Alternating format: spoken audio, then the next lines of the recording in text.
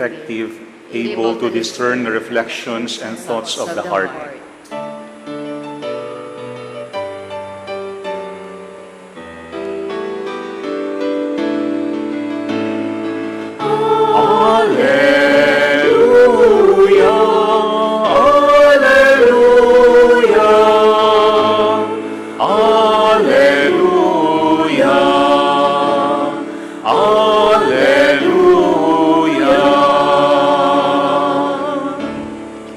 My dear sisters and brothers, the Lord be with you. And with your spirit. A reading from the Holy Gospel according to Matthew. Glory to you, O Lord. Jesus said to his disciples, "Stop judging, that you may not be judged. For as you judge, so you will be judged. And the measure with which you measure will be measured out to you. Why do you notice the splinter in your brother's eye, but do not perceive the wooden beam in your own eye? How can you say to your brother, 'Let me remove that splinter from your eye,' while the wooden beam is in your eye? You hypocrite! Remove the wooden beam from your eye first, then you will see clearly to remove the splinter from your brother's eye." My dear friends, the Gospel of the Lord. Praise to you, Lord Jesus Christ. Please be seated for a while. Again, my dear friends, good afternoon. Good afternoon, Father. Saint Augustine once said, "Judge yourself before you judge others.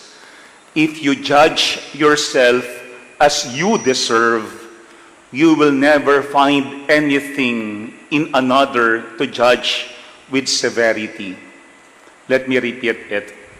Judge yourself before you judge others. If you judge yourself as you deserve, you will never find anything in another to judge with severity. I think that is our problem. Number one is that we usually judge others first and forget about ourselves. Usually, our eyes are always focused on others. What is wrong with others? What we do not like in another person? And what the other person has to change. Whenever we do that, the problem is that we become self-righteous. We become very judgmental. And this is what we call the holier-than-thou mentality. Na baka may mga pakakataon, pakiramdam natin mas magaling, mas banal, mas maayos, mas mabuti tayo kaysa sa iba.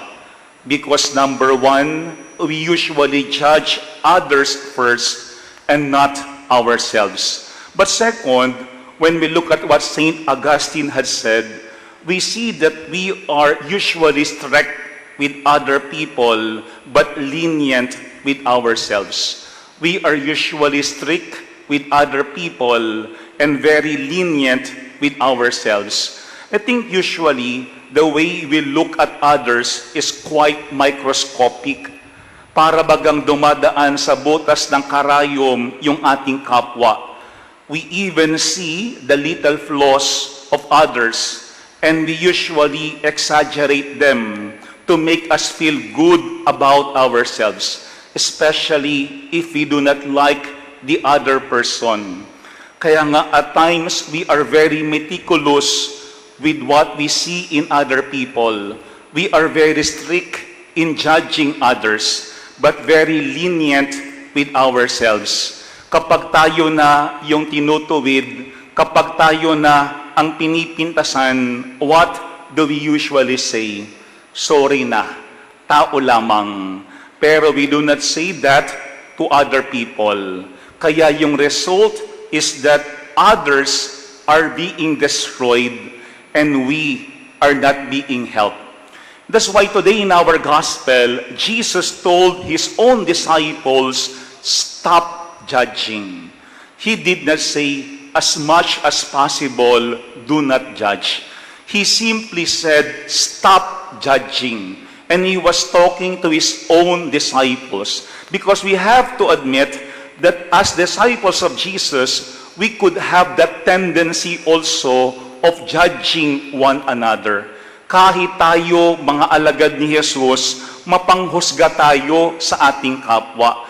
Para bagang yun yung ating default mode when we encounter someone, even those people that we do not really know. We simply judge others. And I think there are 3 reasons why Jesus today in our gospel said, stop judging. Number 1, because our view of others is always limited and biased. Remember that. We should stop judging because our view of others is always limited and biased. Sabi nga ni Saint Therese, only God can see what is in the bottom of our hearts. We are half blind. We are half blind. Hindi naman talaga tayo mulat sa lahat ng ating nakikita sa ating kapwa.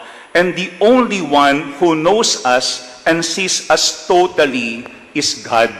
Siya lamang ang nakakakita pati yung kaloob-looban ng ating puso.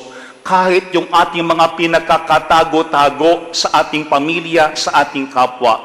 Kahit yung ating mga pilit na dinideny sa ating mga sarili na meron tayo, alam ng Panginoon ang lahat ng mga bagay na yan. That's why number 1, we should stop judging because our view of others is always limited and biased. Always think that we could be wrong. Isipin natin na hindi tayo laging tama. Pwede tayong magkamali, lalo tigit sa lahat, sa ating pagtingin at paghuhusga sa ating kapwa. Second, we should stop judging. Why? Because God's judgment on us is on how we judge others. And that is what Jesus said today in our gospel. For as you judge, so you will be judged. And the measure with which you measure will be measured out to you. Why is this? Because God will look at our hearts. God will look at our hearts. And how we see others would reveal the condition of our hearts. That is why we always have to purify our hearts. Kasi kung ano yung ating nakikita sa ating kapwa is simply a reflection of what is happening within us. Kapag yung ating puso ang daming galit, lahat ng tao aawayin natin. Kapag yung ating puso ang daming insecurities, lahat ng tao kaiinggitan natin. Kapag sa ating puso, we do not see anything good about ourselves, we will always be pessimistic in whatever we see in other people. Kaya ito yung pangalawang reason why we should stop judging. Because how we judge other people will also be the measure of God's judgment to us. Sabi nga ni Saint Therese, I will try always to think leniently of others, that God may judge me leniently.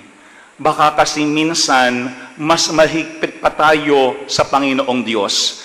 Pero sa isang banda, humihingi tayo ng awa at pangunawa sa Panginoon sa lahat ng ating mga kahinaan. Second, we should stop judging. Why? Because God's judgment on us is on how we judge others. But the third and the last thing that I think why we should stop judging others is this.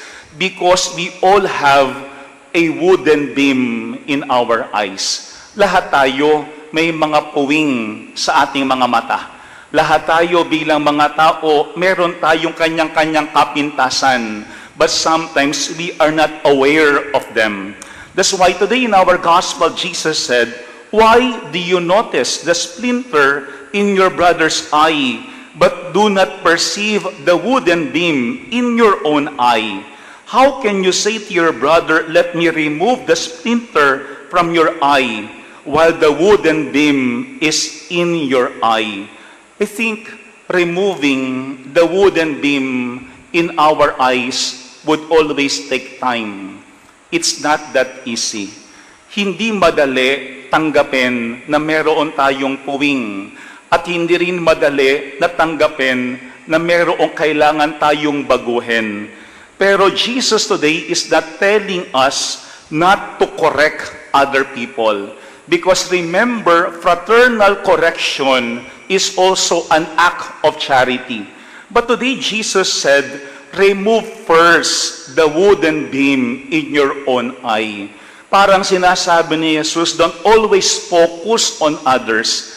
Also do something about your own faults, your own weaknesses, so that you will not only be helping the other person, but you should also be growing as an individual.